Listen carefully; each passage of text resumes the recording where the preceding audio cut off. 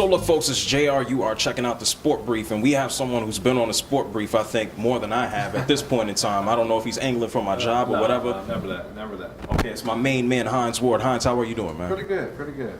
You ran that Ironman the last time we saw you. You were preparing. So far, so good. Coming up a hill, not so much fun.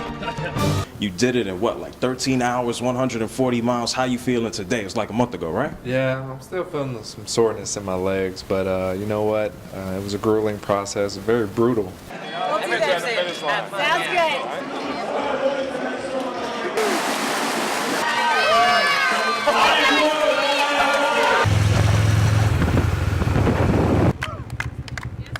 Refueling part of putting the fuel in your body to be able to withstand 140 miles and then to recover afterwards.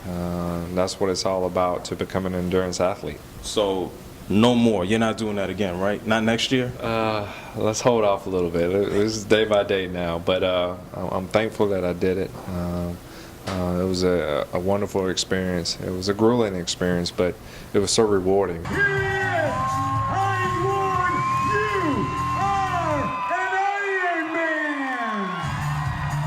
Crossing the finish line and hearing Mike Riley say, "Hines Ward, you're an Ironman," and to me that made it all the pain and misery of training and what I put my body through. It was worthwhile crossing that finish line and hearing him say that. So how much chocolate milk did you have afterwards? Oh, I soaked in chocolate milk. You know, just being a part of the Refuel Got Chocolate Milk team, it was an experience for me. And like I said, you can follow the whole journey, the Become One journey of me and three of my teammates as we all experience this journey together. And you can log on to gotchocolatemilk.com and follow that whole process, and maybe it provides some inspiration to people out there who watch a guy who's never ran over a mile to somehow find a way to persevere and push through and crossing the finish line in Kona. All right, well, listen, man, you're a tough guy. You also happen to be an Ironman, so Hines, congratulations on that, my man. I will not see you there next year. If you're there, I will be watching. Right. I will not be participating. I appreciate it. But we got you on the show. Of course, we got to talk some football. Yeah. We're a little more than halfway through the season. We have some surprise teams. We have some disappointments. I'm going to give you 6 teams. I want to know what you think about their Super Bowl potential. But I'm going to let you drop the first team. Who do you think?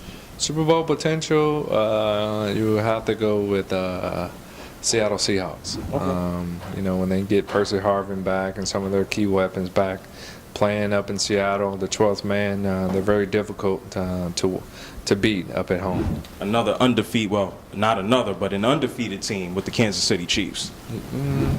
Kind of the surprise in the league, having the record that they had, but you know, Coach Andy Reid is a phenomenal coach, and then bringing Alex Smith, a guy who's playing with a chip on his shoulder to prove to everybody that he is a top quarterback in this league. And their defense, you know, when you have the defense like they have with Houston and Ali and those guys, they're going to always find themselves in a lot of ball games. I'm going to take a breath because it's the same thing every year with these guys, the New England Patriots. Tom Brady and Belichick, you know, you can never count those guys out. Anytime Tom Brady's on the field, you have a chance to win, and those two with Belichick and him, they have a great recipe of finding a way to get the job done and find a way to end up in the Super Bowl. When you guys were playing, I wish you played at the same time that Tom Brady was on the field. Maybe you know, get one of those blocks on him. No, I wish I could, but everybody wants to tackle Tom Brady. But you know, he's one of the top 3 elite quarterbacks in the game today, and when he's on the field, it's just great to watch him. I mean, to have the record that they're having now, considering they don't have the weapons on the field like Peyton Manning does out in Denver, I think speaks volume about who he is as a person, about how Coach Belichick is as a coach, because he finds a way to get the job done. You just mentioned him. What about the Broncos? You know, they're everybody's favorite. You know, Peyton Manning, he's all quarterback. He's all everything in the NFL. So you have to lean on his shoulders and kind of, you know, it's this year or no year with Peyton Manning. So I think he's everybody's favorite. You know, he's got the weapons. They have a defense, and he has a great opportunity. If he can stay healthy, they had a strong chance to making it to the Super Bowl. Saints have a defense too. What about those guys? They picked up a little bit. Oh man, Saints are playing good football.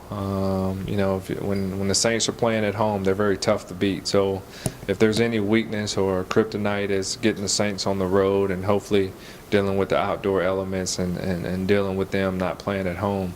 You have a chance to beat them, but if they get the home field advantage, they're going to be very tough to play. Always tough. Any surprise teams that we should look out for? The Niners still exist. The Panthers are surprising people a little bit. Well, you always have to keep 49ers in. I mean, Colin Kaepernick is just a special athlete, and he can always make things happen. Then they add in, you know, they can get some of their key pieces back on the offensive side of the ball. I think they'll be all right. And then you get Aldon Smith, once he gets back from his recovery and start getting back into game shape, I think their defense is going to be fine. So you have to still keep an eye on the 49ers. Yeah, I like the 49ers to go back to the Super Bowl. I think once everybody gets healthy, especially if Crabtree comes back, I think they will be straight.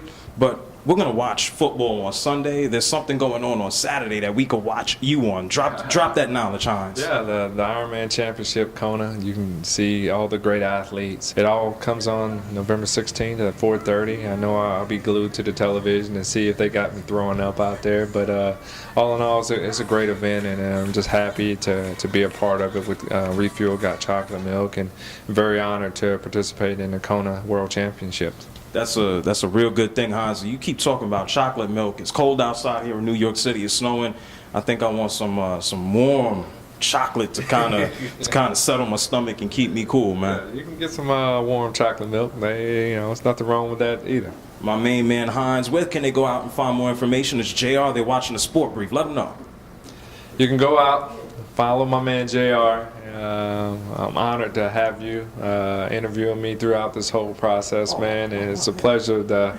I wish you nothing but success, man. You're doing big time. You're doing big things, and anytime you need an interview, you know where to call me. Oh, I come get Hines. It's no problem. I could probably find him having a steak at the restaurant. Now, right? It's over with. Yeah, you put some of the LBs back on. No more weight here. Because guys was trying me out there, man. They said I was getting too skinny. I was looking like you a little bit. Come on, but Hines, wait, Hines, hold us. They don't know Hines. They don't know Hines. Of the bicep, huh? You gotta know. It's everywhere, Hines. It's everywhere. That's bigger than it was last time I saw it. Hines got jokes. It's no more. It's no more.